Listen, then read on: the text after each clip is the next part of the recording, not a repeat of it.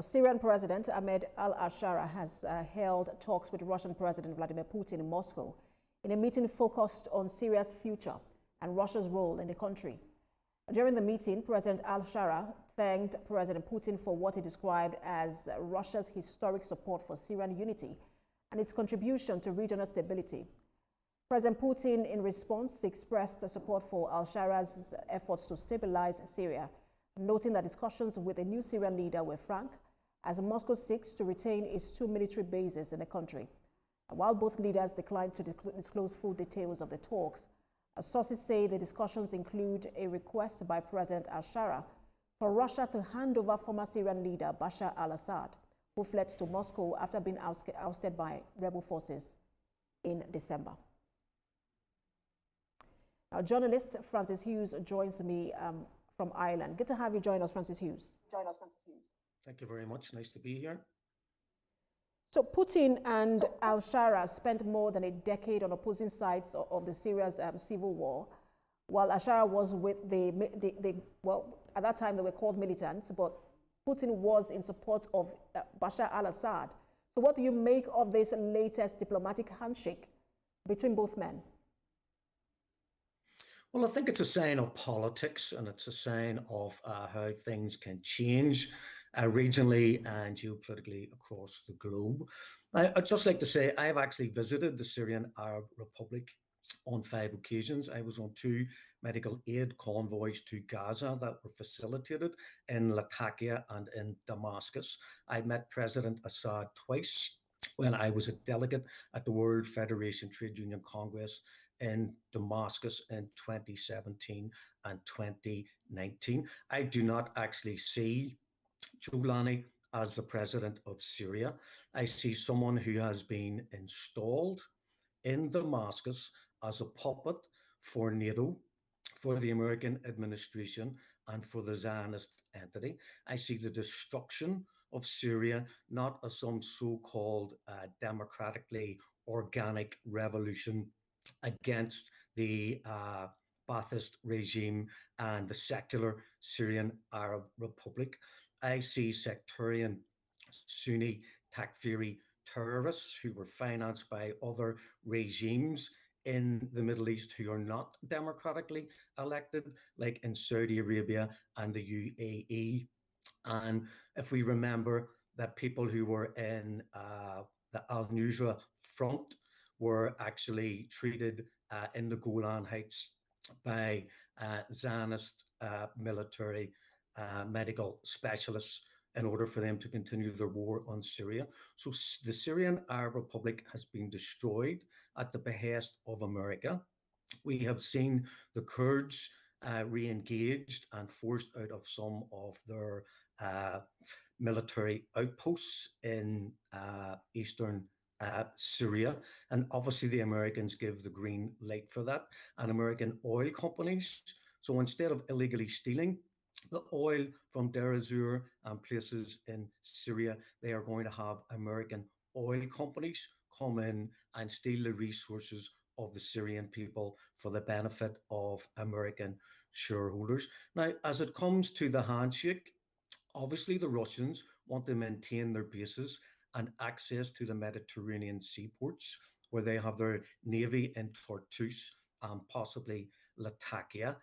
I don't know what Giuliani wants from the Russians other than the extradition of President Bashar al-Assad. And I will get to that, Francis Hughes, I'll get to that in just a moment. But you don't think, because you speak of him as a puppet for the West, but you don't think that his diplomatic approach and efforts to build relations with extra-regional powers it's quite pragmatic and in the best interest of Syria? I believe the man is a terrorist. I believe he is a mass murderer. I believe he has blood on his hands from many hundreds, if not thousands, if not tens of thousands of Syrian civilians. The man has been put in place. I believe he is a puppet of the American administration. I believe he is doing what he is being told. I think the very fact that the Zionist entity is expanding its military presence in southern Syria. It's arresting Syrian national citizens and detaining them. It has shot and murdered people.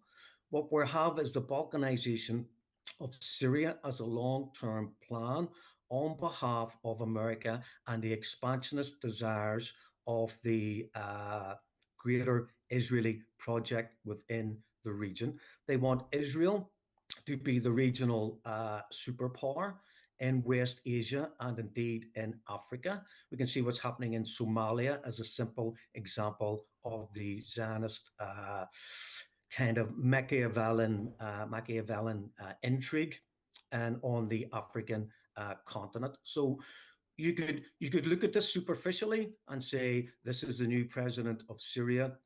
This man is reaching out, trying to make some form of a balance between East and West, between Russia and between America. You could say he's walking a tightrope in order to facilitate the rebuilding of the Syrian economy. A Syrian economy he helped to destroy, a Syrian nation he helped to balkanize, and through his sectarian campaign of Takfiri murder, backed by Saudi Arabia, backed by the Zionist identity, backed by Britain, NATO, Europe, and indeed that's a lot of accusation going around, Mr. Hughes. But I wanted to stay on Russia and Syria relations. Some analysts have thought that the fall of al-Assad will result in some sort of anti-Russia rhetoric in Syria, but we've not seen that. What changed? And do you think that President Putin would be willing to hand over Bashar al-Assad to President al-Sharaa?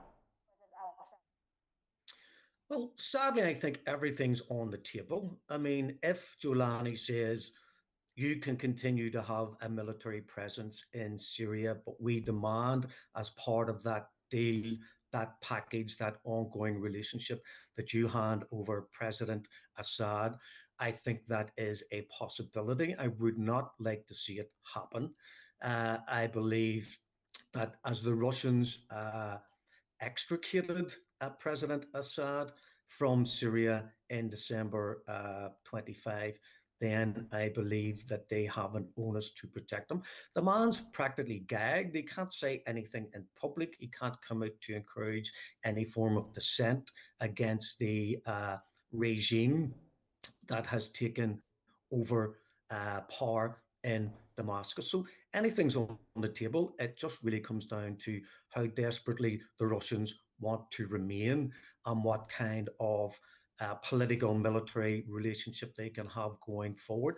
And just on that, the reason why Russian troops in 2015 went to the assistance of the Syrian Arab Republic, having been invited by the government in Damascus, was because they saw Takfiri terrorists, they saw Sunni Islamic radicals as if, had they won in Syria, that they would then go on to the Balkans, because in my opinion, they are puppets used by the West, first to destabilize and balkanize Syria, but then potentially to move on into the Balkans, into countries like Georgia, and again cause internal dissent on the Russian borders and within the Russian Federation.